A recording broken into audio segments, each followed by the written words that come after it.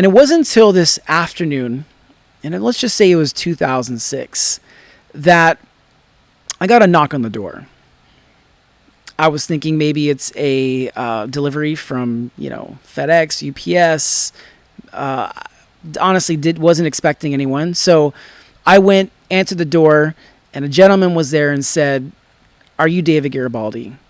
And I said, "Yes." He says, "Serve me with a letter." I was shocked because at the moment I couldn't recall anything that I had pissed anyone off that much to serve me anything. So I don't know who it's from. I open up the letter, I start to read it, and the heading on there says, "From the attorney of Justin Brewer." Welcome to the Paint Method podcast. Wow, that feels good to say that. I don't know where you're watching this or listening to this at. Maybe you're in your car. Maybe you're watching this on YouTube. But I think the proper way to start this out is to just say thank you.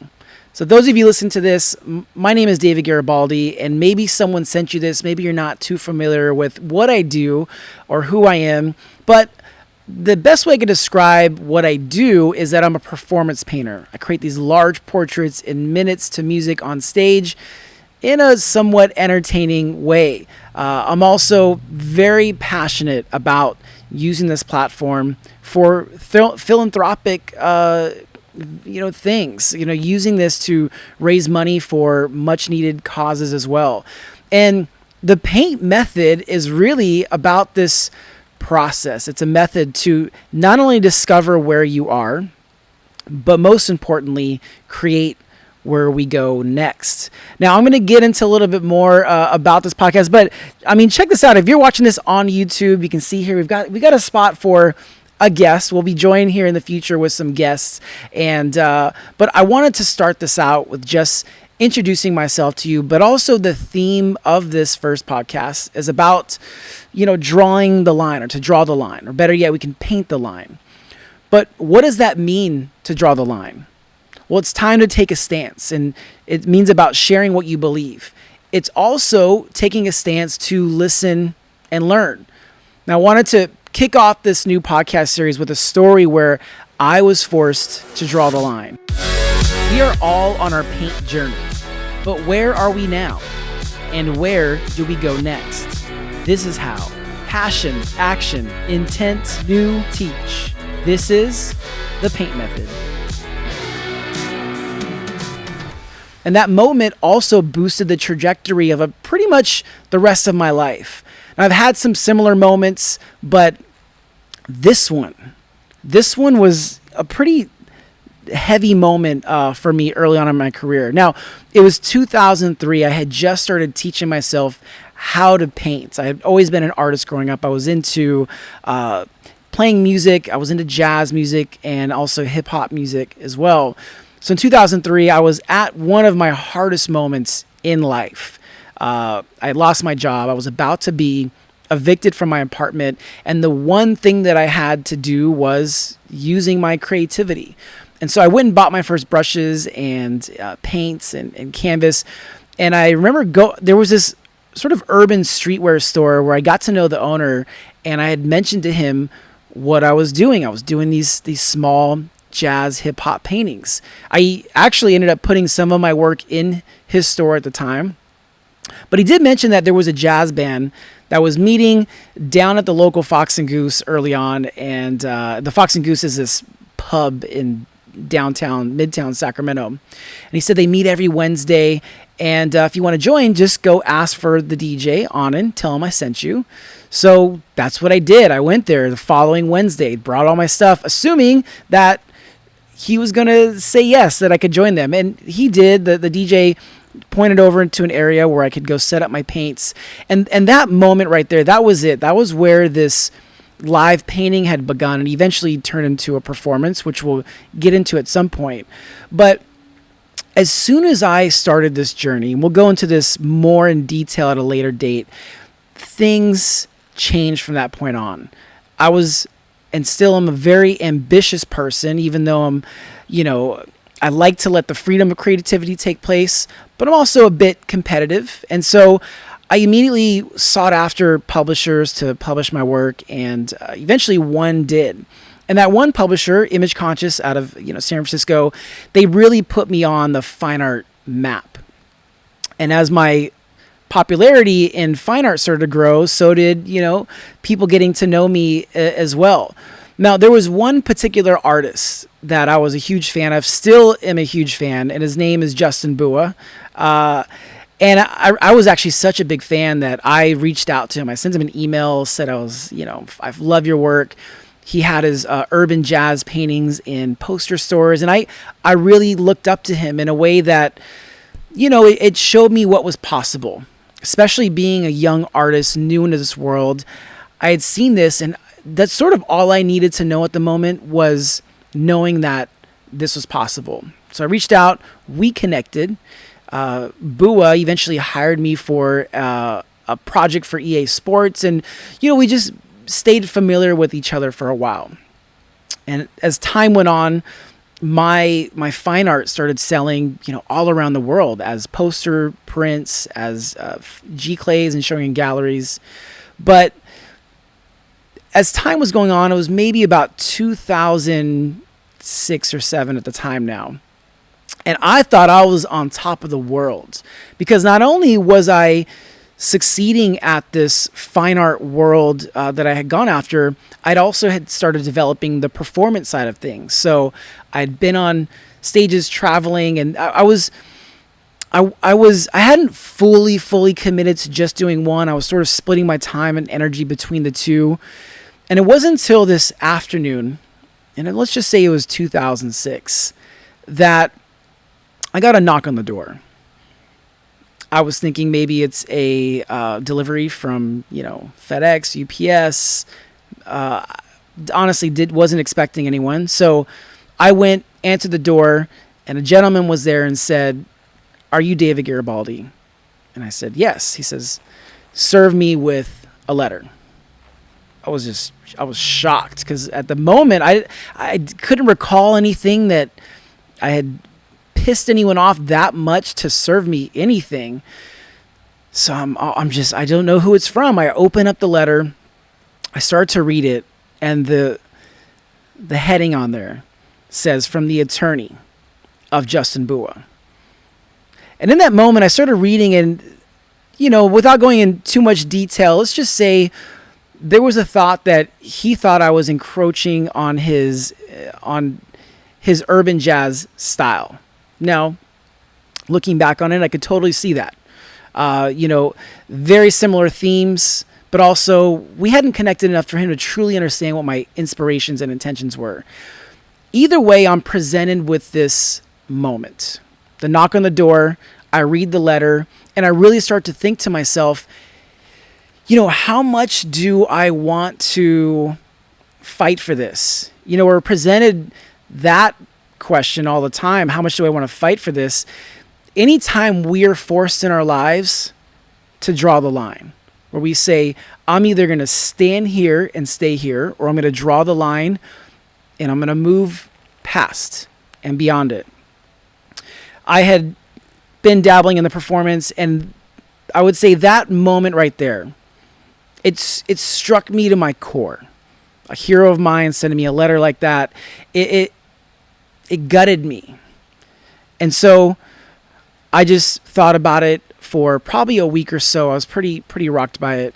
And I just decided then and there not to stop doing fine art, but I'm going to double down on performance painting. I'm going to put 100% of my energy, not 50, not 75, not even 99. We're going to go 100% into performance painting.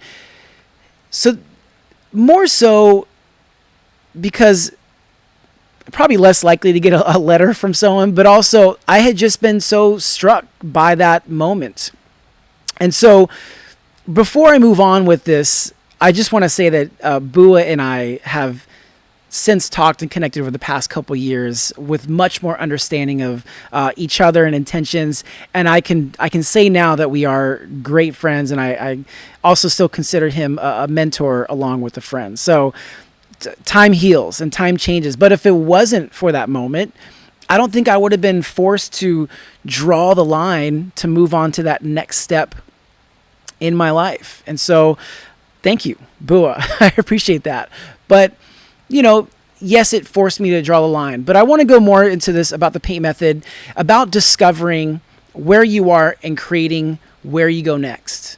Now, on this podcast, I'll have conversations with friends who help me shape my journey and others who just truly inspire me. I'll also have sessions like this about sharing stories, struggles, and insights to help you wherever you are on your journey. This will also be an outlet for us to grow together. Now, yes, I'm a creative, but I'm a creative that believes creativity is for everyone. Creativity is a problem-solving process that we all get to access. I mean, imagine going from a strike of inspiration when you feel convicted in your heart, and then you use the skill sets and resources to bring that idea to life, sometimes over a day or even a decade. But we all can access that superpower. And the paint method is the process to discover and create with that power. Now, we're living in one of the most uncertain times, and this is for everyone, whether you own a business, you're an employee, or you're a scholar holding, a degree holding scholar. But this is what evens out the playing for all of us, is how we respond and what we do next. That's it. No, it's simple, but it's also not.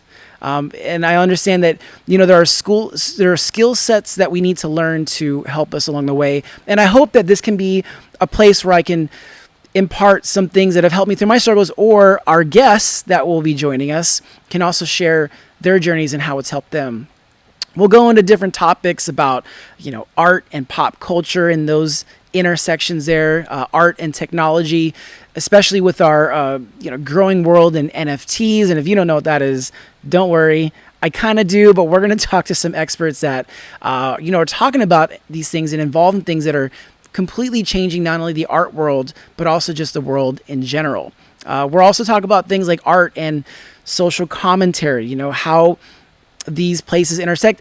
And also, most importantly, this is my favorite part, just daily life for a creative. And this is even if you're not a creative professional, but things that we do as creatives that anyone can do to apply to their life and to their journey. So we'll start here today as day one. Now, before we wrap up this first session, I want to share most recently an experience I had to really experience a new day one. Even though it's been about 19 years since I started this journey, I had a new day one in early 2020. Maybe some of you can relate to this. As soon as the pandemic shut down the world, I went from doing 100 plus shows a year to 0 overnight. And I was initially excited just to have 2 weeks off, just for some rest. But as soon as it set in that this was going to be a lot longer, sometimes we were thinking maybe months. And at some point I realized, I think we're in this for the long haul. So I was in a moment where I thought to myself, all right, if I could never do a live show ever again, what would I do? And I immediately started having to really pick up some new skill sets, mainly in video production and production planning, because I knew we had to go virtual. Yesterday we were already late in the game per se, but that was a new day one. I also had to dive into print production and selling prints online and even painting sales, things that we really didn't have time to do before, or things that I just really needed to work on in my business and work on my business. But since that new day one in 2020, I would say that things have completely turned around. So not only have we been able to get back to live shows, but God forbid that there's another pandemic or we don't know what the future holds. Using that day one to think about how can I learn some new skill sets to apply right now to help me in potential situations in the future. It's what really set us up for this moment and really even led us to this today. The the Paint Method podcast. And so I cannot wait to spend more time here with you. I can't wait to introduce you to some of the guests that we'll have on here, whether they're joining us in person or whether they'll be joining us virtually as well.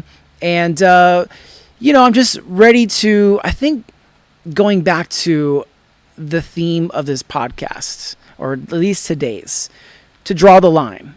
Because at some point, we really have to lean into not only who we are, but also leaning into what we don't know or what we need to learn. And that's what I want to really focus on with this podcast. I'll break down real quick before we wrap this up what paint means to me. Passion, action, intent, new, and teach.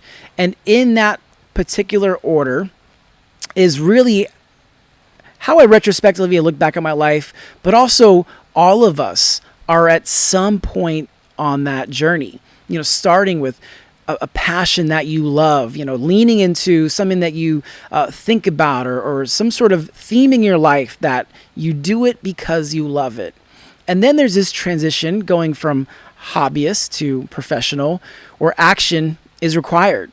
Action also means discipline in a craft or education as well. That could be part of it. But whatever it requires you to move that passion and bring it to life, the action is what does that. And at some point on our journey, hopefully you've gotten to a point, or maybe you're getting there, where you are experiencing success or you are experiencing momentum and you're still striving for more. And you keep asking yourself, why? You're searching for a bigger intent. And intent, purpose, is what drives us through those moments that have nothing to do with our passion, but it has everything to do with why we want to keep moving forward and applying some action behind it, bringing it to life. And as you move on that journey, you still need new situations to help you grow. And I'll be sharing a lot of these stories at each part of my journey where I've been on, especially these new moments. We're in one now where we're giving ourselves a new challenge so we can do some self-inflicted growth through a year like this or a season like this. And the last part is about teaching, to impart knowledge or experiences that you've gone through. I'm going to share a lot about not only what I've done, but what I've done wrong. I think I probably have more of what I've done wrong than anything else on that list. So I'll try to steer you clear as much as possible. But paint, passion, action, intent, new, and teach. And we'll talk to our guests about their journeys and see where they are on theirs. Where are they at a point where they want to go back to the beginning and start with a fresh new canvas, or are they in the middle of it all, still searching for more intent and purpose? But we'll find out more as we talk to more guests. And again, I just want to thank you for taking this time as we spend together, as we move forward.